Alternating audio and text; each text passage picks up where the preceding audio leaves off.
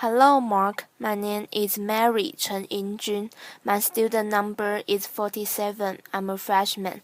The speech title is Lucy Kalanithi. What makes life worth living in the face of death? A few days after my husband Paul was diagnosed with stage 4 lung cancer, we were lying in our bed at home, and Paul said, "It's going to be okay." And I remember answering back, "Yes, we just don't know what okay means yet." Paul and I had met as first-year medical students at Yale. He was smart and kind and super funny. He used to keep a gorilla suit in the trunk of his car, and he said, "It's for emergencies only." Laughter. I fell in love with Paul as I watched the care he took with his patients. He stayed late, talking with them, seeking to understand the experience of illness and not just its technicalities. He later told me he fell in love with me when he saw me cry over an EKG of her heart that her had ceased beating. We didn't know it yet, but even in the heady days of young love, we were learning how to approach suffering together. We got married and became doctors. I was working as an internist, and Paul was finishing his training as a neurosurgeon.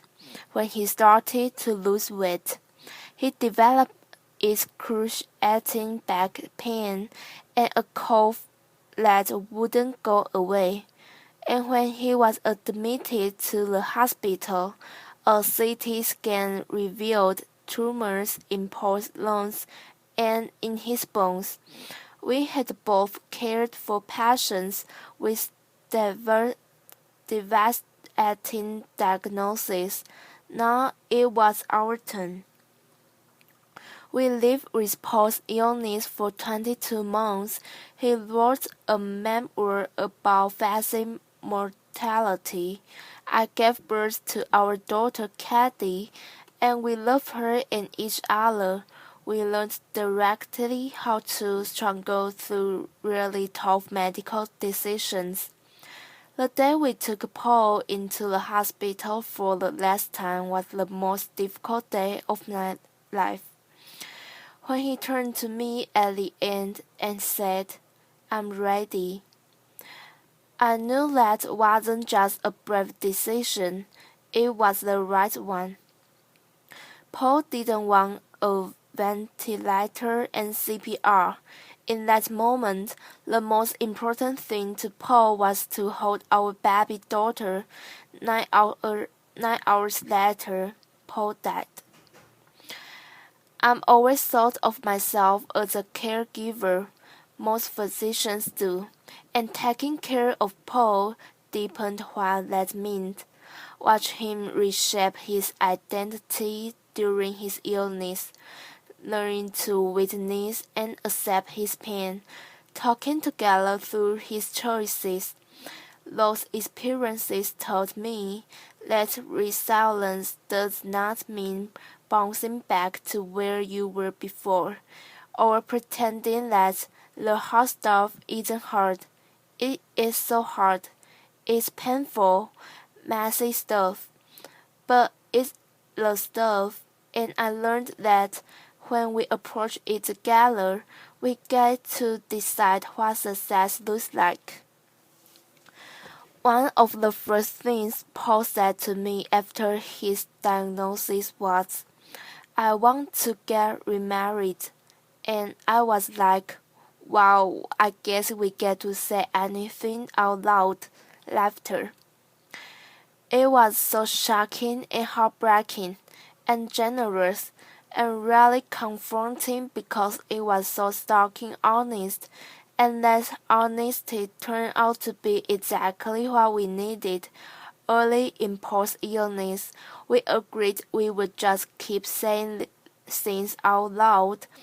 Tasks like making a will or completing our advanced directives, tasks that I had always avoided, were not as daunting as they once seemed. I realized that completing an advanced directive is an act of love, like a wedding vow. A pact to take care of someone, codifying the promise that till death to us part. I will be there if needed. I will speak for you. I will honor your wishes.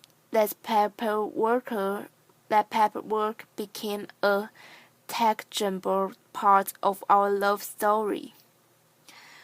As physicians, Paul and I were in a good position to understand and even accept his diagnosis. We weren't angry about it, luckily because we'd seen so many patients in devastating situations, and we knew that death is a part of life. But it's one thing to know that. It was a very different experience to actually live with the sadness and uncertainty to a serious illness. Huge strides are being made against lung cancer, but we knew that Paul likely had more to a few years left to live. During that time, Paul wrote about his transition from doctor to patient. He talked about feeling like he was suddenly at a crossroads and how he would have thought he'd be able to see the path. That's because he treated so many patients, maybe he could follow in their footsteps. But he was totally disoriented rather than a path.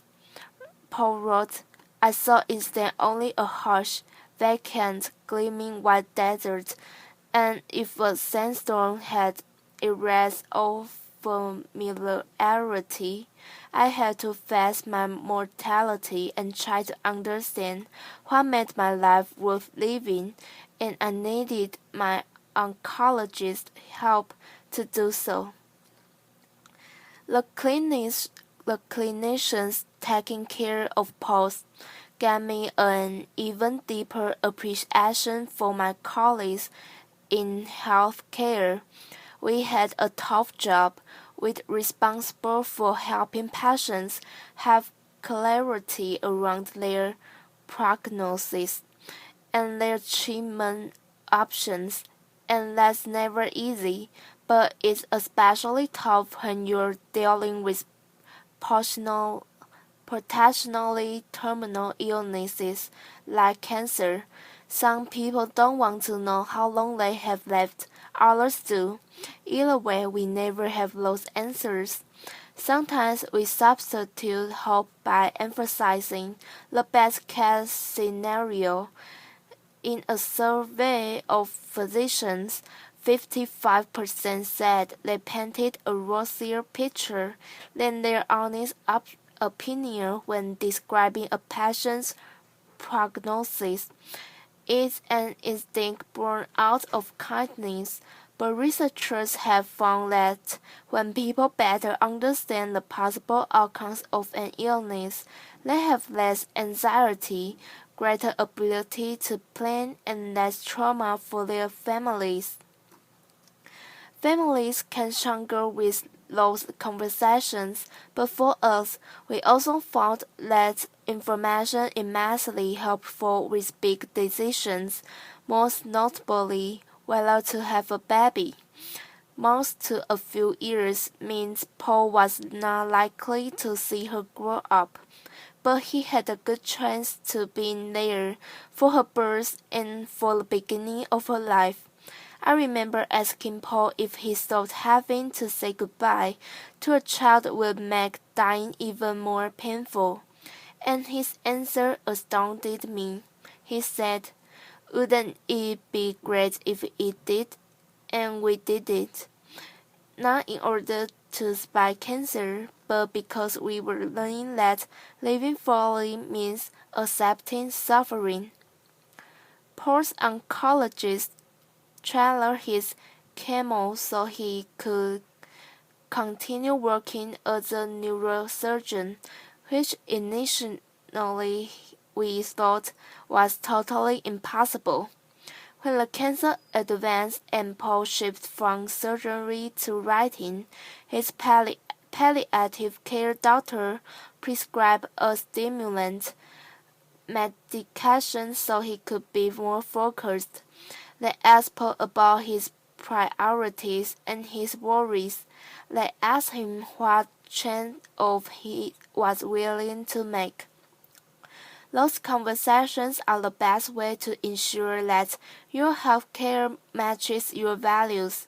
Paul joked that it's not like that birds and bees talk you have with your parents, where you all get it over with as quickly as possible, and they pretend it never happened. You revisit the conversation as things change. You keep saying things out loud.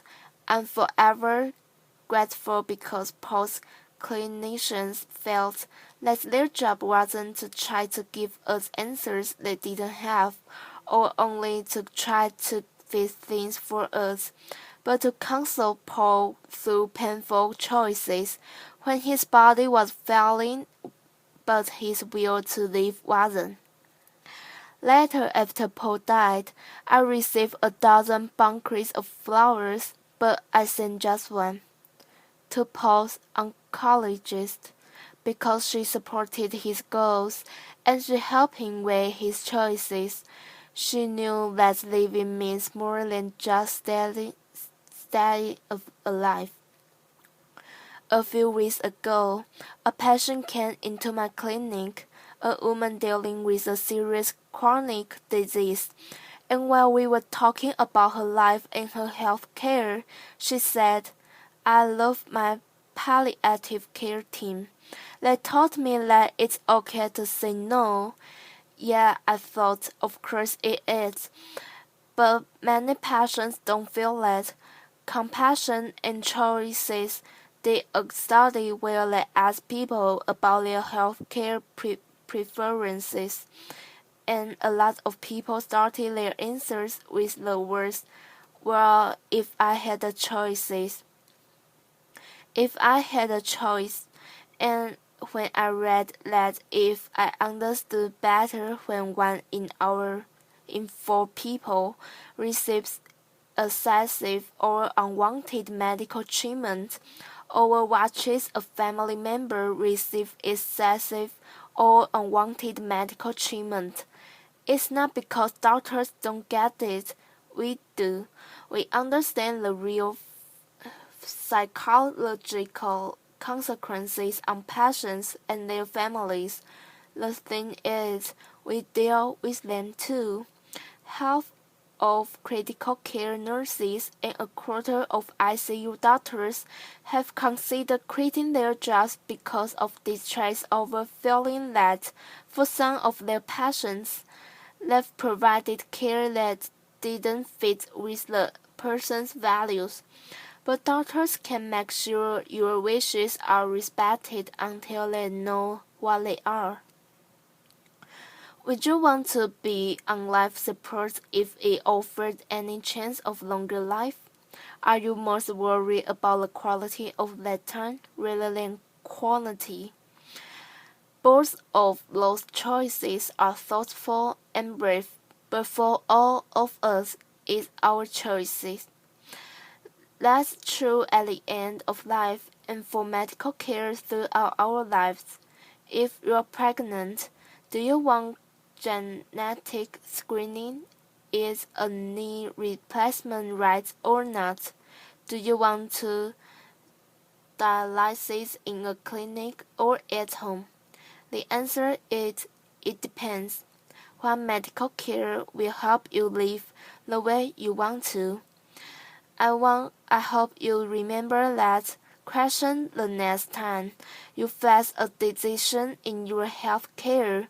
Remember that you always have a choice, and it is okay to say no to achievement that's not right for you. There's a poem by W. S. Merwin. It's just 2 sentences long. That captures how I feel now. Your absence has gone through me like thread through a needle. Everything I do is tinged with its color. For me, that poem invokes my love for Paul, and a new fortitude that came from loving and losing him. When Paul said it's going to be okay, that didn't mean that we could cure his illness. Instead, we learned to accept both joy and sadness at the same time, to uncover beauty and purpose, both despite and because we are all born and we all die. And for all the sadness and sleepless nights, it turns out there is a joy. I leave flowers on Paul's grave and watch our 2-year-old run around on the grass. I build bonfires on the beach and watch the sunset with our friends. Exercise and mindfulness meditation have helped a lot. And someday I hope I do get remarried. Most importantly, I get to watch our daughter grow. I thought a lot about what I'm going to say to her when she's older. Kathy engaging in the full range of experience, living and dying, love and loss, is what we get to do. Being human doesn't happen despite suffering. It happens within it. When we approach suffering together, when we choose not to hide from it, our lives don't diminish, they expand. I've learned that cancer isn't always a battle, or if it is, maybe it's a fight for something different than we thought. Our job isn't to fight fate, but to help each other through. Not as soldiers, but as shepherds. That's how we make it okay, even when it's not. By saying it out loud, by helping each other through, and a gorilla suit never hurts either. Thank you. Applause.